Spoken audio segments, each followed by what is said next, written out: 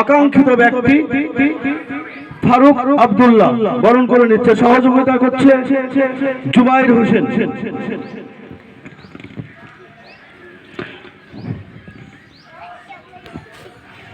এবার বরণ করে নিব। আমি এখানে পেয়েছি বাবলু মন্ডল।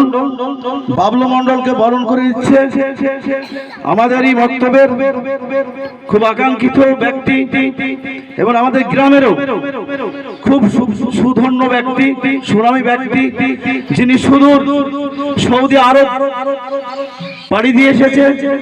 সৌভাগ্য সেই মোহাম্মদ আনোয়ার হোসেন বরণ করে নিচ্ছে মোহাম্মদ বাবলু হোসেনকে।